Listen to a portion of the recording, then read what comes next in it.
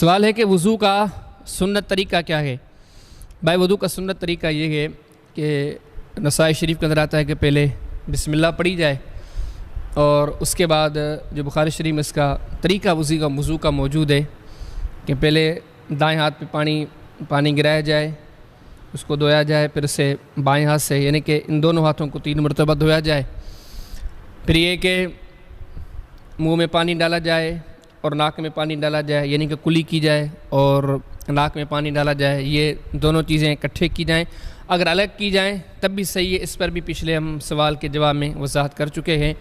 اس کے بعد آگے وضو کا طریقہ یہ ہے کہ 3 مرتبہ چہرے کو دھویا جائے، پھر اس کے بعد 3 مرتبہ اپنے بازوؤں کو کہنیوں سمیت، پہلے 3 مرتبہ دائیں کو، پھر 3 مرتبہ بائیں کو اسی طرح دھویا جائے، پھر اس کے بعد سر کی مسح ہے 1 مرتبہ۔ اس کا طریقہ کار یہ ہے کہ انسان ایسے سامنے سے پیچھے تک ہاتھ کی انگلیوں کو لے کر جائے اور پھر یہاں سے لٹا کر پھر انگلیوں کو آگے لے کر آئے، پھر یہ جو شہادت والی انگلیاں ہیں ان سے کان کے اندر مسح کیا جائے اور انگوٹھوں سے کان کے باہر سے مسح کیا جائے۔ اس میں یہ بھی یاد رہے کہ جب ہم سر کی مسح کرنے لگیں تو اس کے لیے hمیں نیا پانی اٹھانا چاہیے۔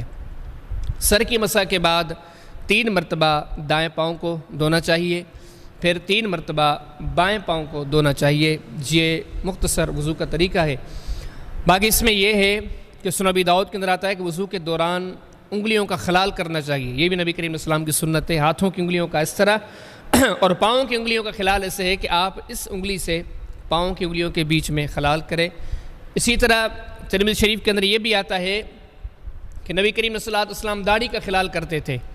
اگر انسان مرد ہے باریش ہے تو اسے چاہیے کہ چہرے کو 3 مرتبہ دھونے کے بعد وہ داڑھی کا خلال کرے۔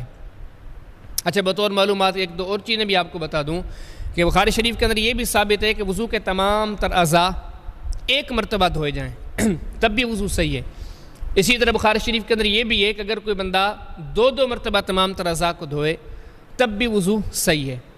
اگر کوئی بندہ 3 مرتبہ وضو کے اعضاء دھوئے تو یہ بھی بخاری شریف کے اندر نبی کریم صلی اللہ علیہ وسلم کا طریقہ وضو موجود ہے، 3 مرتبہ بھی اعضاء کو دھویا جا سکتا ہے۔ اچھا، اس میں یہ چیز بھی آپ کو بتاتا چلوں کہ سر کی مسح کے سلسلے میں بخاری شریف کے اندر حدیث موجود ہے کہ نبی کریم صلی اللہ علیہ وسلم نے سر کا مسح 1 مرتبہ کیا ہے۔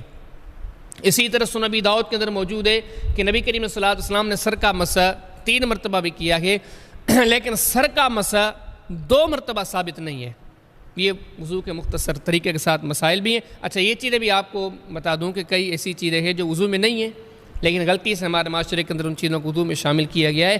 وضو سے پہلے مکمل بسم اللہ الرحمن الرحیم، یہ کسی صحیح حدیث سے میں سمجھتا ہوں ثابت نہیں ہے، تو صرف وہ ان الفاظ پر اکتفا کیا جائے جو نبی کریم صلی اللہ علیہ وسلم سے منقول ہیں، وہ ہیں صرف بسم اللہ۔ اسی طرح ہمارے ہاں وضو میں بعض جگہوں پر مختلف اعضاء کے لیے مختلف دعائیں لکھی گئی ہیں کہ یہ پڑھی جائیں، تو ایسی بھی کوئی ثابتی نہیں ہے۔ وضو کے دوران کوئی دعا ثابت نہیں ہے۔ یا ہمارے دوران ہمارے معاشرے میں گردن کی مسح کو بھی وضو کا حصہ قرار دیا گیا ہے، لیکن حقیقت یہ ہے کہ گردن کی مسح وضو میں صحیح احادیث سے ثابت ہی نہیں ہے۔ یہاں یہ چیز بھی ثابت نہیں ہے کہ وضو کے بعد کئی لوگ وضو کر کے پھر دعا پڑھتے ہیں اور آسمان کی طرف دیکھتے ہیں، تو آسمان کی طرف دیکھنا بھی ہے صحیح ثابت نہیں ہے۔ یہ ساری غیر ثابت چیزیں ہیں۔ باقی سرسری طور پر جو وضو کا طریقہ، جو ضروری مسائل تھے وہ میں نے آپ کے سامنے ذکر کر دیے ہیں۔